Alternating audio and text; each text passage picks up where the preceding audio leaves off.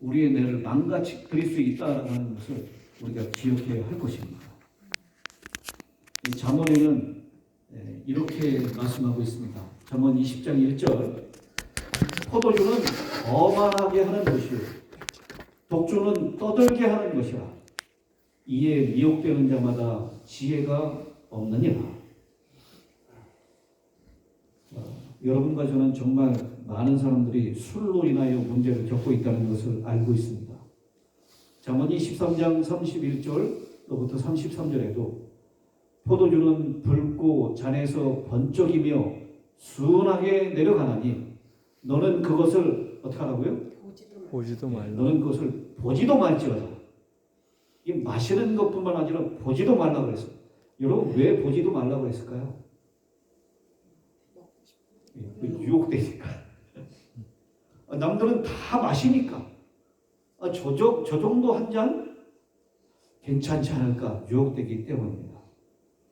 그것이 마침내 뱀같이 불 것이요 독사같이 쏠 것이며 또 네 눈에는 괴이한 것이 보일 것이요 네 마음은 구부러진 말을 할 것이다. 우리는 술이 위험하고 치명적인 것을 알고 있습니다. 음주운전으로 인해서 차 사고로 죽는 사람들에 대해서 생각해 보시기 바랍니다. 저희 아버님도 젊으셨을 때 음주운전자하고 크게 사고가 나가지고 평생을 다리에다가 심을 갖고 사셨어요. 굉장히 힘들어하셨습니다. 또한 술로 인해서 많은 가정폭력이 자행되고 있습니다. 감옥은 술의 영향을 받아 범죄를 저지른 사람들로 차고 넘치고 있습니다.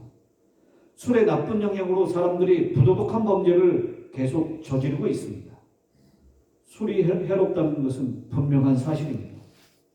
그런데 어떤 분들은 이렇게 질문합니다. 예수님은 어떠셨나요? 그리고 바울도 디모데에게 위장을 위해서 포도주를 마시라고 권장하지 않았나요? 이 질문은 많은 사람들이 술에 대해서 혼란을 느끼는 이유 중 하나입니다.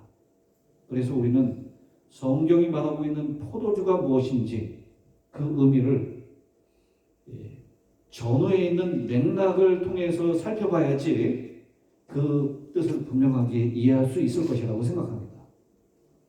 예수님께서 음료를 마시는 것은 사실이지만 그 음료가 포도즙인지 아니면 발효된 술인지 성경의 원어에서는 확인해 볼 길이 없다라고 하는 것입니다.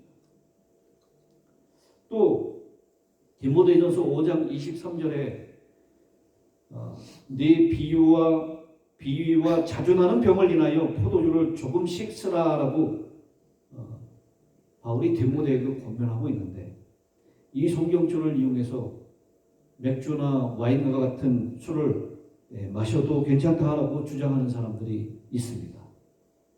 그러나 바울이 디모데에게 권한 것은 술처럼 발효된 음료를 마시라는 것이 아니었습니다. 그는 그 디모데의 위장병을 치료하기 위해서 신선한 포도즙을 조금씩 사용하라고 말한 것입니다. 사도 바울은 술을 염두에 두고 있었던 것이 아니라 몸을 위한 실제적인 도움으로서 포도즙을 말하고 있음을 기억해야 합니다. 따라서 이 구절들을 일반적인 음주의 정당화로 사용하는 것은 성경의 본래 의도에 벗어난 해석이라고 할 수 있을 것입니다. 예수님께서 처음으로 하셨던 그 첫 번째 이적이 무엇이었죠? 가나의 혼인잔치에서 물을 뭘로 바꾼 거예요? 포도주입니까? 포도즙입니까? 포도즙, 포도주 두 가지가 다 가능한 해석입니다. 왜냐하면 이 히브리어로 야인 또 헬라어로는 오이노스라고 하는 이 두 단어가 포도에서 나온 즙 이것도 가능하고요. 포도에서 나온 즙이 발효돼서 포도주가 된 것도 가능하다는 것입니다. 이것을 구분하여 사용하고 있지 않습니다. 근데 사람들이 연회장이 그 포도주를 맛보고 지금까지 마셨던 것 가운데 최고다라고 말했기 때문에 보통 사람들은 어떻게 한다면 처음에는 품질이 좋은 것을 내다가 사람들이 어떻게 하면 사람들이 취하면 품질이 좋지 않은 것을 내는 것이 상례인데 당신은 지금까지 좋은 것을 잘 보관하고 있었다라고 그렇게 연회장이 칭찬합니다. 그래서 그때 마셨던 것이 술이다라고 사람들이 생각하는 경향이 있습니다. 그런데 여러분, 최고의 맛이 나기 위해서 꼭 술이 될 필요는 없다라는 것입니다.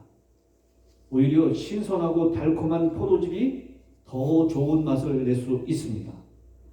예수님께서 주신 것은 사람을 취하게 하는 술이 아니라 몸과 마음에 유익한 순수한 포도즙이었을 가능성이 훨씬 더 큽니다. 아니, 성경에 있는 이 전체적인 맥락에 비교 봤을 때 예수님이 만드신 그 물을 바꿔서 포도즙으로 만든 것이 분명합니다. 왜냐하면 술에 대하여 질책하고 술이 모든 해로운 행동으로 이끌게 된다라고 말씀하신 분이 125갤런의 술을 만들어서 그 혼인잔치의 예식 끝에 이제 공짜 술이니 마음껏 마셔라, 이게 말이 되지 않는다라는 것입니다. 예수님은 우리 인간의 몸을 창조하신 분이십니다. 그렇기 때문에 예수님께서 성경에서 성전이라고 부르는 우리의 몸을 해치는 술을 사람에게 권하셨을 리가 없습니다. 그러면 취한 후에 안 좋은 것을 낸다라고 했던 이 연회장의 말을 어떻게 이해하면 좋을까요? 이 취한 후에라고 하는 단어를요, 이렇게 해석해도 가능합니다. 사람들이 먹고 배부른 후에라고 해석해도 된다는 거예요. 그러니까 처음엔 좋은 걸 내다가 사람들이 배부르고 난 다음에는 별로 안 좋은 것을 낸다. 이것이 보통 사람들이 대접하는 관례다. 그런데 끝까지 좋은 것을 보관해 주었다. 발효되지 않은 순수하고 깨끗하고 맛 좋은 예수님께서 만든 이 포도즙을 이 연회장이 칭찬하고 있었다고 그렇게 보는 것이 올바른 성경의 해석이라고 생각을 합니다. 그분은 우리가 하나님의 성전답게 살아가도록 인도하시는 분이십니다. 성경은 서로 상충되지 않습니다. 예수님은 분명히 술의 사용을 권하지 않으셨습니다. 성경을 읽으면 술이 우리 몸에 좋지 않다는 관점을 유지하고 있음을 보게 됩니다. 이사야 65장 8절입니다. 여호와께서 이와 같이 말씀하시되 포도송이에는 즙이 있으므로 사람들이 말하기를 그것을 상하지 말라. 그 즙이 상하면 어떻게 되는 것이죠? 술이 되는 것입니다. 포도주가 되는 거예요. 거기 복이 있느니라. 이 즙 안에 복이 있다는 것입니다. 나도 내 종들을 위하여 그와 같이 행하여 다 멸하지 아니할 것이다. 포도송이 그대로 있을 때 그 안에는 하나님의 복이 담겨져 있습니다. 발효되기 전 신선한 포도즙일 때 복이 있다는 것입니다. 포도즙은 분명히 술이 아닙니다.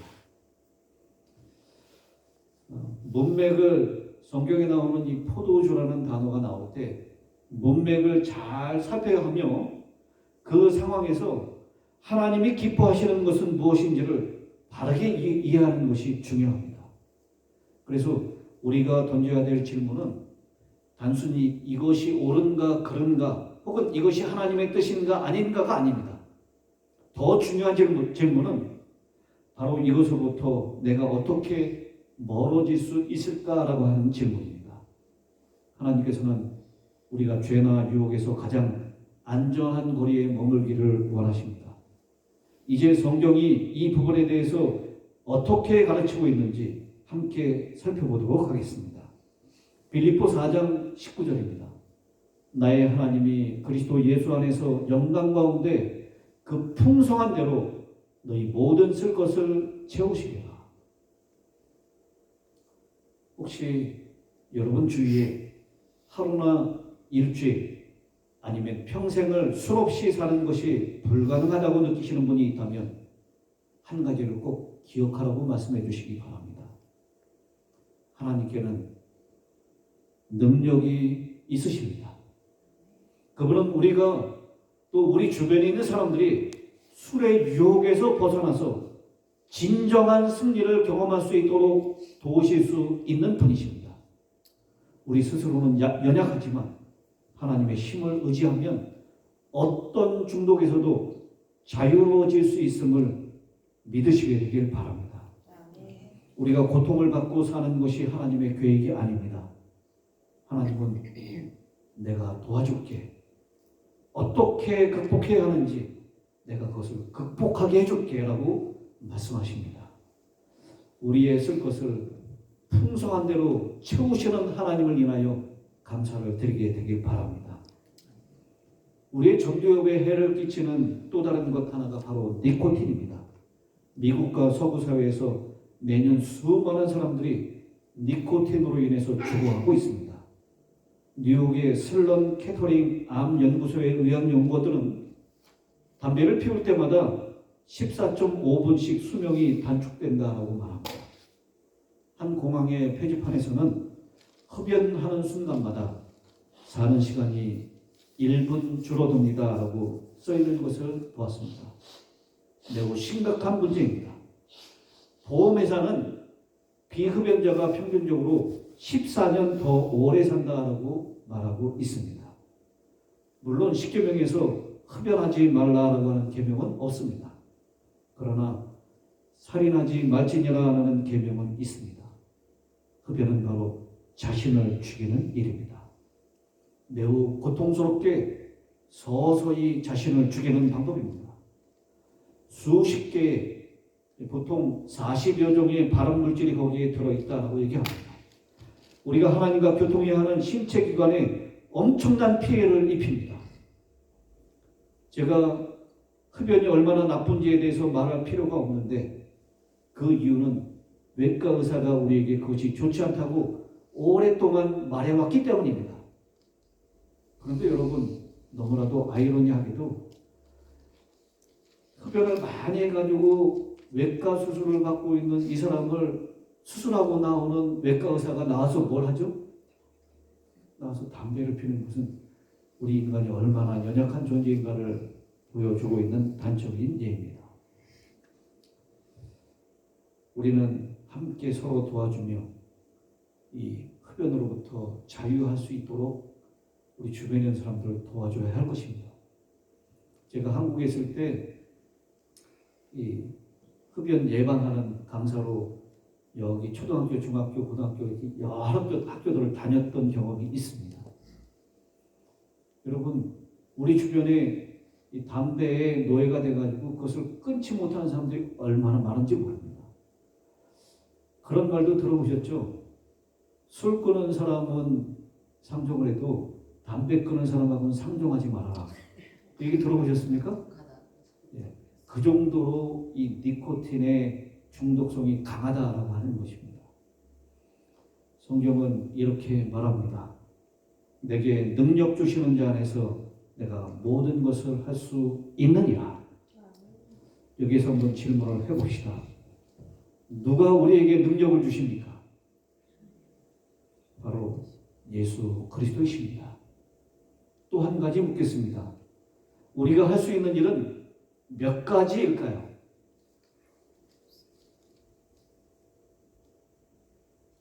내게 능력 주시는 자 안에서 내가 몇 가지 일을 할 수 있느니라 라고 말씀하셨습니까? 모든 일을 할 수 있다라고 했습니다. 예수님 안에 있을 때 우리는 어떤 중독이든 어떤 유혹이든 어떤 어려움이든 그분의 능력으로 이길 수 있습니다. 우리의 능력이 아닙니다. 그분이 주시는 능력으로 우리는 이겨낼 수 있습니다.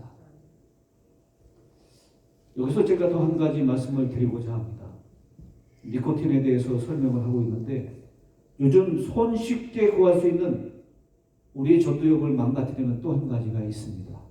바로 카페인입니다. 이 또한 매우 해로운데 우리 뇌의 화학물질을 손상시키기 때문입니다. 뇌의 균형을 유지하는 신경 전달 물질과 이것이 뒤엉키는 것입니다. 여러분, 이 거미가 거미줄을 치면 어떻게 칩니까? 정방향으로 아주 예쁘게 잘 거미줄을 치죠? 근데 이 거미에게 이 주사로 이 커피를 이 한 방울을 주사하면 거미가 거미줄을 삐뚤빼뚤하게 친다는 것입니다.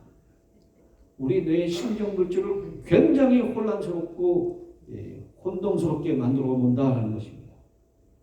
이로 인해서 광범위한 질병이 초래되고 심지어는 우울증까지 이어질 수 있습니다.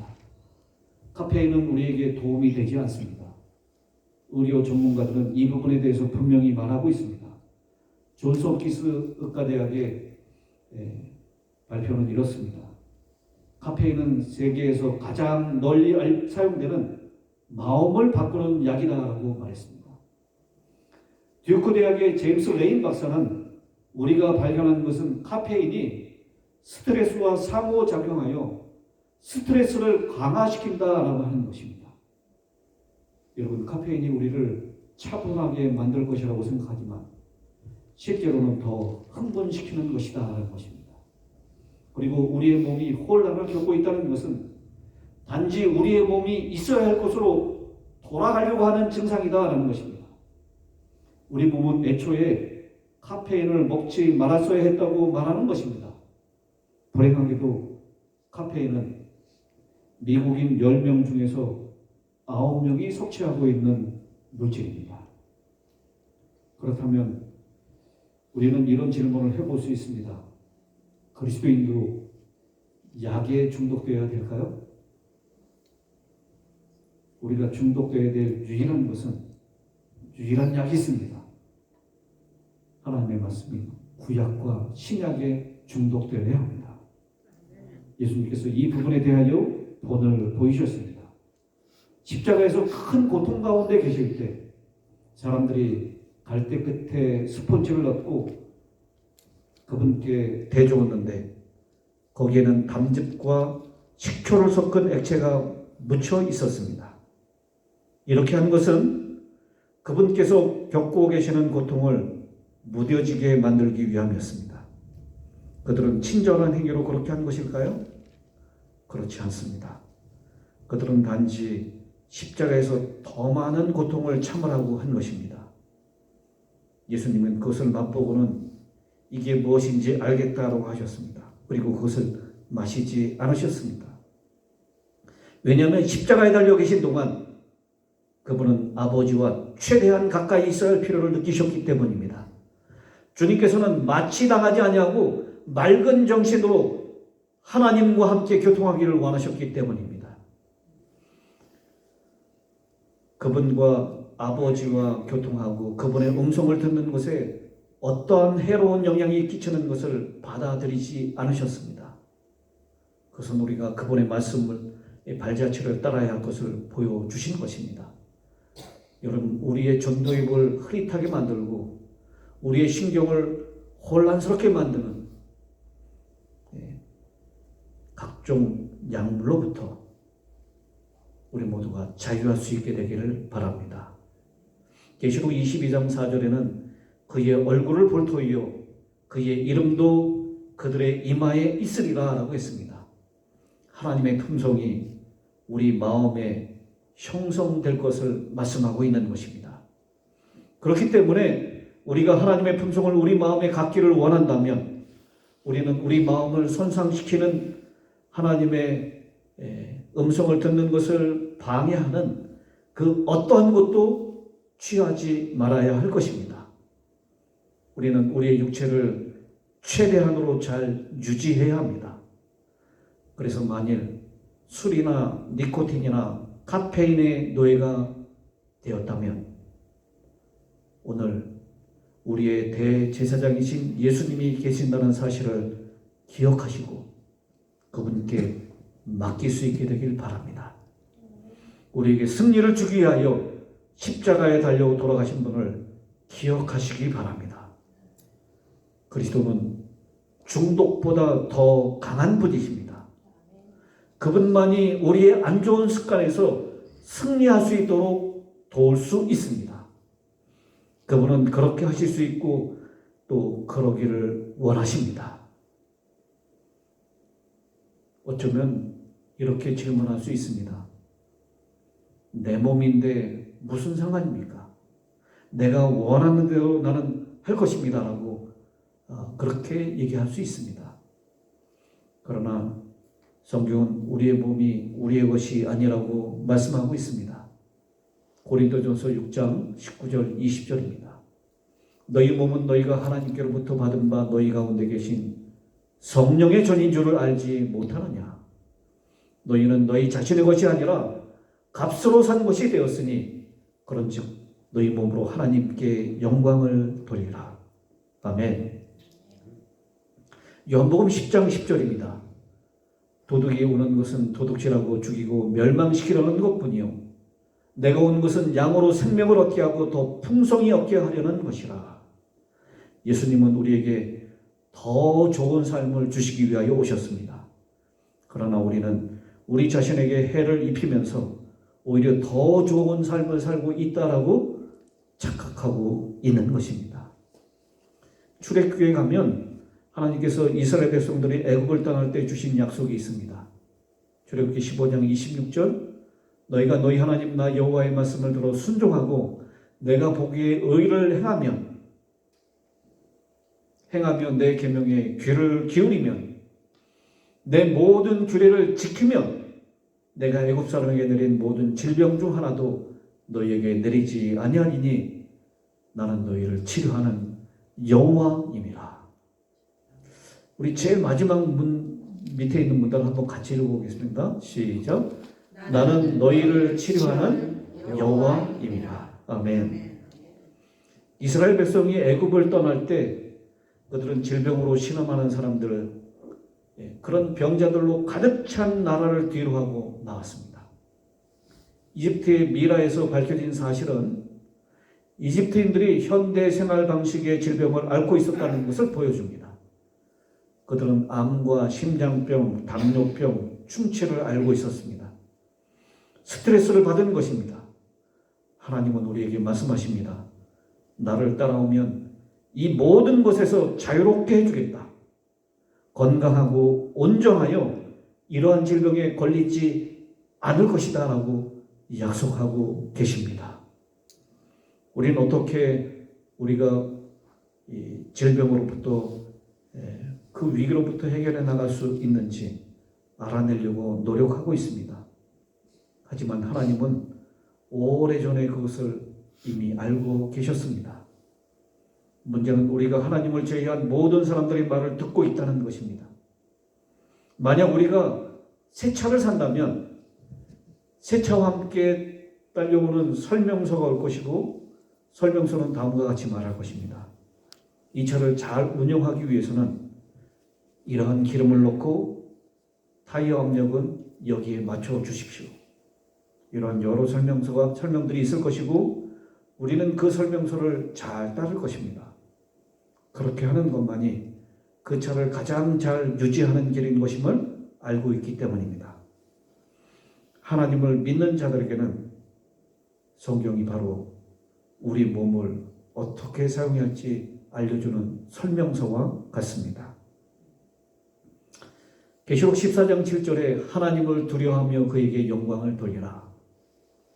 이는 그의 심판의 시간이 이르렀음이니 하늘과 땅과 바다 물들의 근원을 만드신 이를 경배하라 하더라. 우리는 심판의 시대에 살고 있습니다. 먹는 것과 마시는 것을 포함한 모든 것에서 하나님께 영광을 돌리라고 요하고 있습니다. 우리는 하나님의 창조의 걸작품을 망치면서 하나님께 영광을 돌릴 수는 없습니다. 우리 중에 많은 이들이 겪고 있는 문제는 우리 치아로 무덤을 파고 있다는 것입니다. 오늘 우리는 이 문제에 대해서 뭔가 조치를 취하는 것이 반드시 필요합니다. 주님께 감사드리는 것은 많은 방법으로 우리는 이겨낼 수 있습니다. 사도 바울은 고대 게임에 익숙해 있었으며 우리가 올림픽이라고 부르는 종목에 대해서 잘 알고 있었습니다. 그는 이렇게 권면합니다. 고린도전서 9장 24절 25절 운동장에서 다름질하는 자들이 다 달릴지라도 오직 상을 받는 사람은 한 사람인 줄을 너희가 알지 못하느냐. 너희도 상을 받도록 이와 같이 다름질하라. 이기기를 다투는 자마다 모든 일에 절제하나니 그들은 썩을 승리자의 관을 얻고자 하되 우리는 썩지 아니할 것을 얻고자 하느니라. 우리는 올림픽에 참여하는 선수들이 맥도날드에서 훈련하는 모습을 보지 못했습니다. 그들은 감독과 영양사와 그리고 트레이너를 가지고 있습니다. 그들은 금메달을 따기 위해서 온 삶을 헌신합니다. 먹을 것, 입을 것, 놀 것 다 희생해 가면서 그들은 썩어질 승리자의 관을 얻고자 온 삶을 헌신하고 있는 것입니다. 그렇다면 하나님을 믿는 우리는 영생을 얻기 위하여 왜 적은 노력을 기울이고 있을까요? 바울은 만일 우리가 경주를 할 것 같으면 이기기 위해서 달리라 라고 말씀하고 있습니다. 우리의 온 생애를 던져서 최선을 다해야 할 것입니다. 우리가 영생을 얻기 위하여 계획하겠다면 바울은 그 계획대로 실천할 것을 말씀하고 있습니다. 창세기 1장 29절에 하나님이 이르시되 내가 온 지면에 씨 맺는 모든 채소와 씨 가진 열매 맺는 모든 나무를 너희에게 주노니 너희의 먹을 거리가 되리라 라고 했습니다. 하나님께서 아담 하와를 창조하시고 최초의 음식을 준비해 주신 것입니다. 에덴 동산에는 정육점이 없었습니다. 만일 에덴 동산에 코스코가 있었다면 그곳에는 정육 코너가 없었을 것입니다. 죽음이 없었기에 동물을 죽여서 먹지 않았던 것입니다. 하나님은 식물을 바탕으로 한 식단을 주신 것인데 이것이 원래의 계획이었습니다. 여러분, 이 계획이 효과가 있었을까요? 네. 창세기 5장 27절에 그는 969세를 살고 죽었더라. 그러나 이 모두세나로부터 지금에 이르기까지 엄청난 변화가 있었습니다. 하나님께서 처음 주신 식단과 계획은 사람들이 오랫동안 건강하게 살기를 바라신 것입니다. 그런데 노아의 때가 되었고 그때 많은 변화가 생겼습니다. 창세기 7장 2절입니다. 너는 모든 정결한 짐승은 암수 7씩, 부정한 것은 암수 2씩을 내게로 데려와라. 잠깐 생각해 보겠습니다. 여러분, 어렸을 때 성경 선생님이 노아의 방주에 짐승들이 몇 쌍씩 올라갔다고 얘기하죠? 2쌍씩 올라갔다라고 얘기를 들었습니다. 그 말은 맞기도 하지만 틀리기도 합니다. 그들 중에 일부는 2쌍씩 들어갔고 그들은 부정한 동물이었습니다. 그리고 일부는 7씩 들어갔는데 성경은 그 동물을 정한 동물이라고 불렀습니다. 노아 홍수 이후로 노아는 수박밭이나 올리브 숲으로 가서 자신이 예전에 먹었던 음식들을 구할 수 없었습니다. 그래서 하나님께서는 이제 네가 원한다면 정한 동물을 먹어도 좋다라고 말씀하셨습니다. 그리고 정한 동물 7쌍을 데리고 들어간 것은 방주 밖으로 나와서 하나님께 제사를 드릴 때 사용하기 위한 것이었습니다. 만약 부정한 동물을 하나님께 드렸다면 그 종은 거기서 멸종되었을 것입니다. 그리고 노아는 부정한 동물을 먹지 아니할 것이었습니다.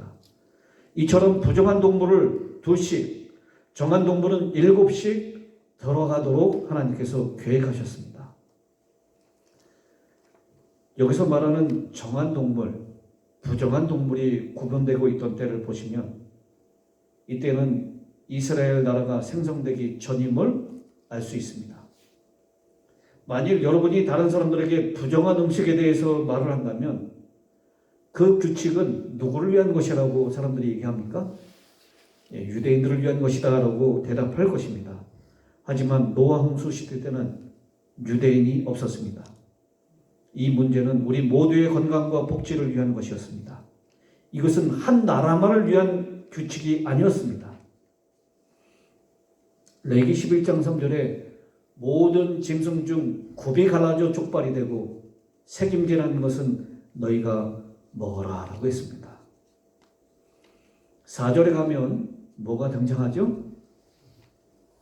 11장 4절에 보면 낙타가 나옵니다. 이 성경줄이 어쩌면 어떤 분에게는 충격적인 말씀이 될 수도 있습니다.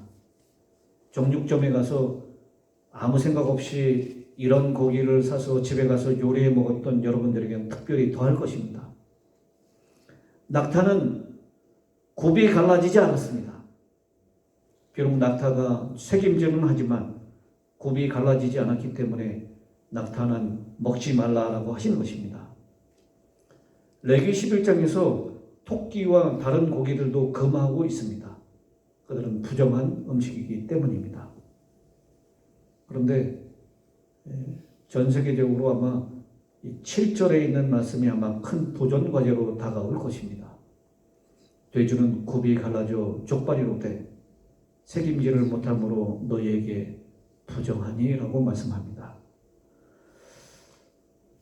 의학적인 관점에서 볼 때 하나님께서 우리를 위해서 최고의 것을 주기 위해서 노력하신 것을 볼 수 있습니다.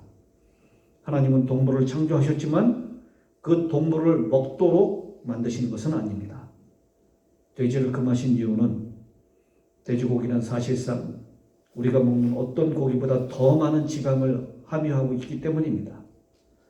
돼지고기를 현미경으로 자세히 살펴보면 삼치에서나 발견되는 삼치 유충을 발견해도 놀랄 필요가 없습니다.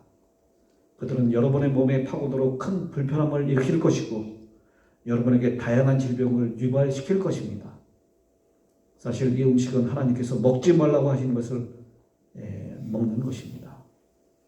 몇 해 전에 애리조나에서 한 여성이 두통을 호소한 것에 대해서 뉴스가 보도된 적이 있습니다. 그 여성을 검사한 결과 뇌 종양으로 인한 두통인 것을 알아냈습니다. 의사는 그녀의 뇌 종양을 제거하기 위해서 수술을 진행했는데요. 그곳에서 발견한 것은 종양이 아니라 돼지고기를 섭취함으로 뇌 속으로 들어간 살아있는 벌레였던 것입니다. 의사들은 돼지고기를 요리할 때 충분히 익히라고 말하는데 바로 그런 벌레를 죽이기 위함인 것입니다. 하나님이 금하신 이유는 분명히 있습니다. 이 음식을 피하라. 애굽인에게 내린 질병으로부터 보호하여 줄 것이다. 다시 한번 이 음식에 관한 권면은 유대인만을 위한 것이 아님을 기억하시고 이 규칙은 예수님 재림하시기 전까지 여전히 유효할 것을 기억하시게 되길 바랍니다. 이사야 66장 15절로 17절입니다. 보라 여호와께서 불에 둘러싸여 강림하시리니 그의 수레들이 회오리 바람 같으리로다. 그가 혁혁한 위세로 노여움을 나타내시며 맹렬한 화염으로 책망하실 것이라. 여호와께서 불과 칼로 모든 혈육에게 심판을 베푸신즉 여호와께 죽임당할 자가 많으리니 스스로 거룩하게 구별하며 스스로 정결하게 하고 동산에 들어가서 그 가운데 있는 자를 따라 돼지고기와 가증한 물건과 쥐를 먹는 자가 다 함께 망하리라.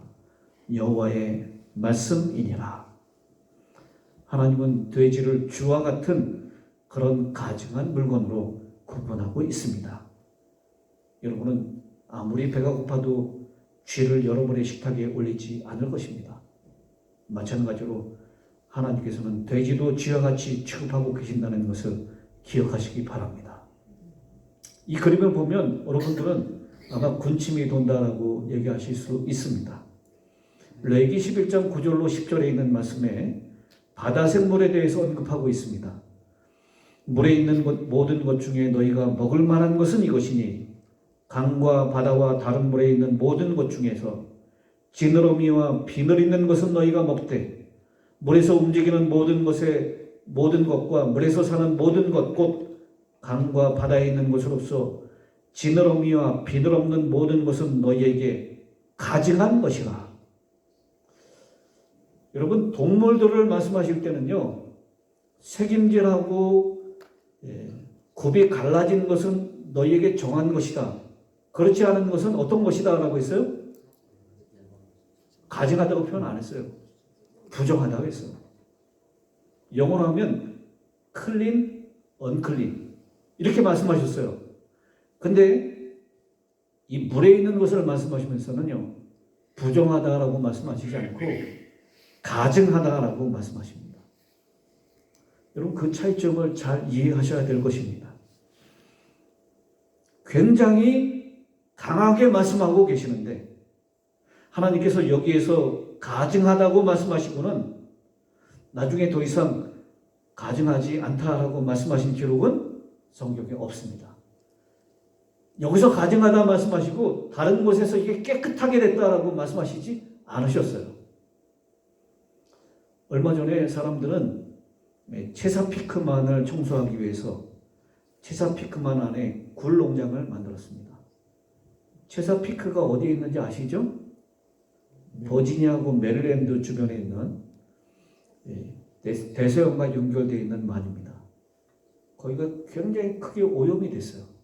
그래서 이 만을 청소하기 위해서 거기에 굴 농장을 만들었습니다.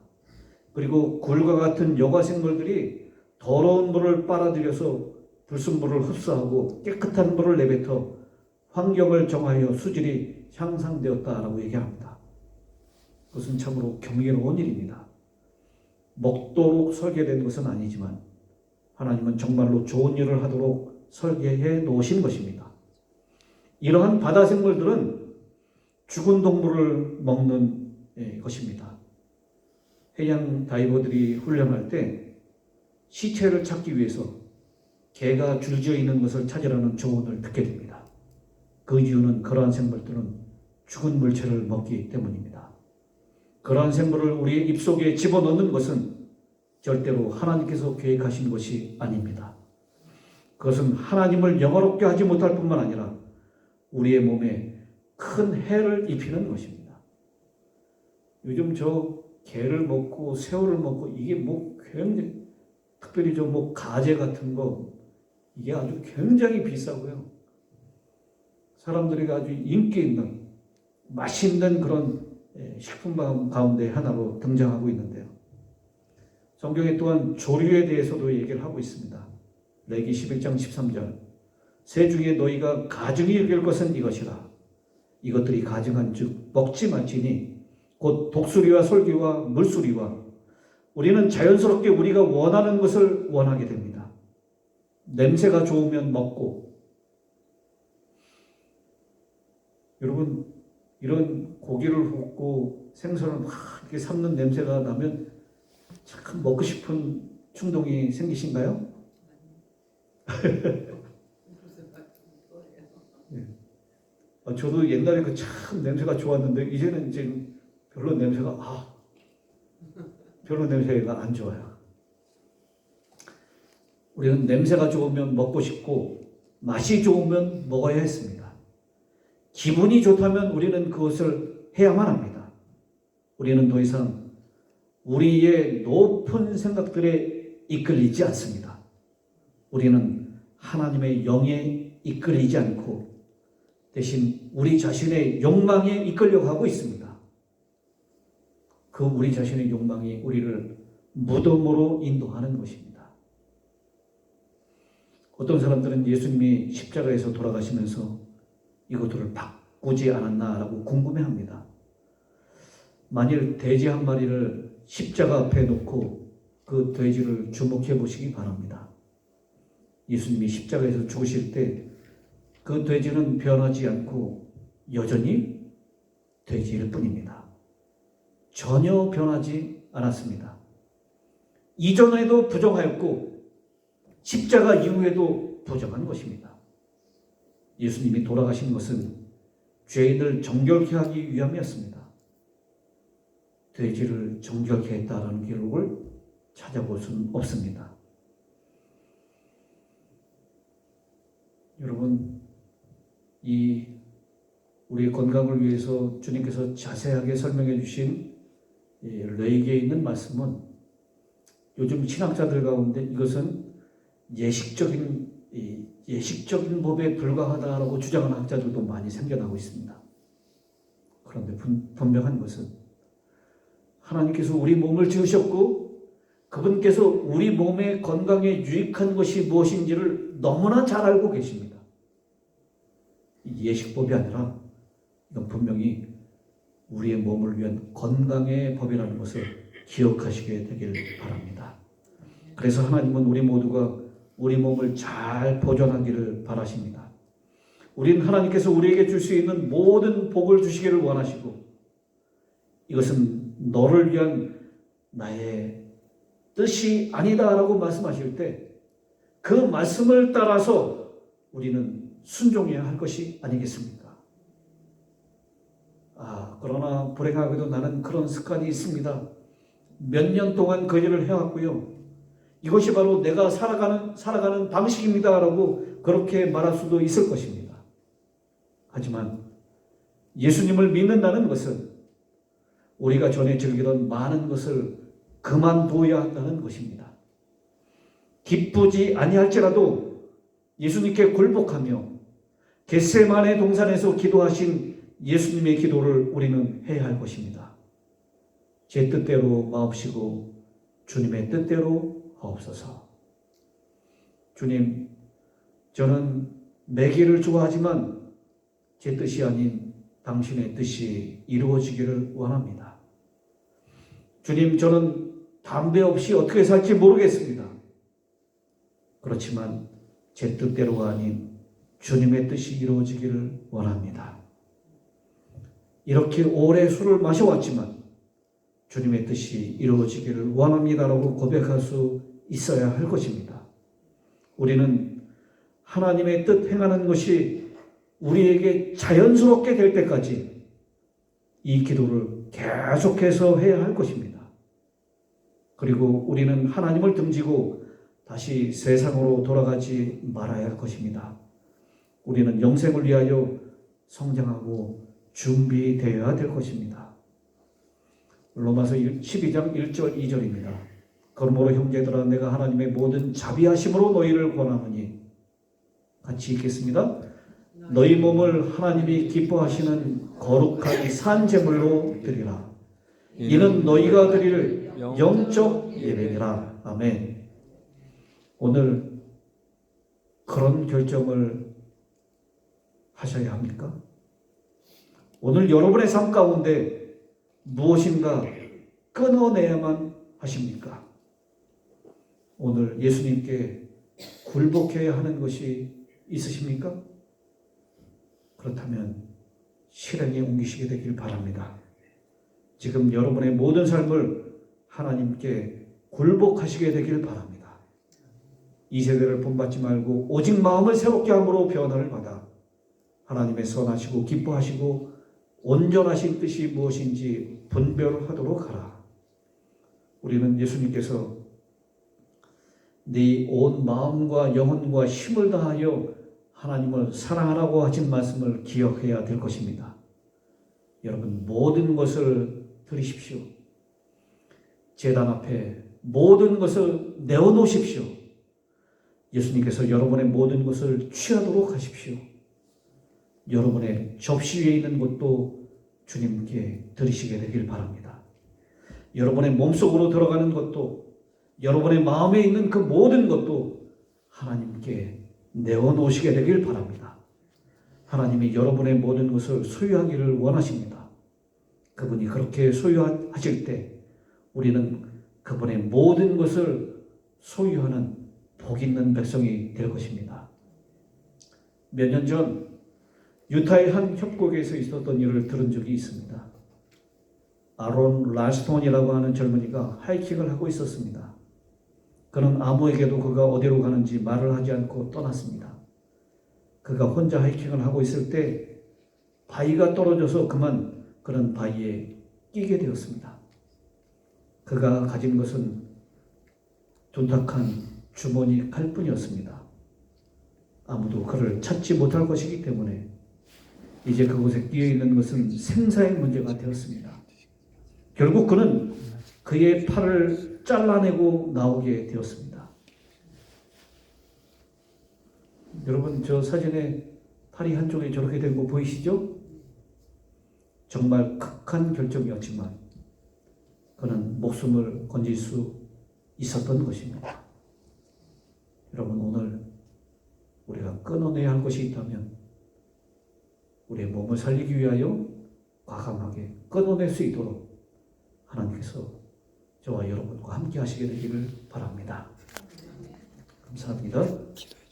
기도하겠습니다. 하늘에 계신 아버지 하나님, 더 건강하게 사는 비결은 하나님의 말씀을 따라 사는 것임을 믿습니다. 아멘. 하나님이 계획하시고 하나님이 인도하신 대로 그 말씀에 순종할 수 있도록 도와주시옵소서. 아멘. 우리의 입맛에 맞지 않고 우리의 기호에 맞지 않고 우리가 그것을 하는 것을 그렇게 기뻐하지 않는다 할지라도 하나님이 원하시는 일이라면 그 일을 따라갈 수 있는 믿음을 허락하여 주시옵시고, 내게 능력 주시는 자 안에서 내가 모든 것을 할 수 있느냐라고 말씀하신 하나님의 음성을 따라 주님의 능력을 힘입어 우리의 끊어낼 것, 우리의 변화될 것 다 해결받을 수 있도록 은혜 허락하여 주시옵소서. 오늘 끊어낼 수 있는 용기와 은혜와 힘을 저희들에게 허락하여 주실 것을 믿사오며 우리 주님 예수님의 이름으로 기도드리옵나이다. 아멘.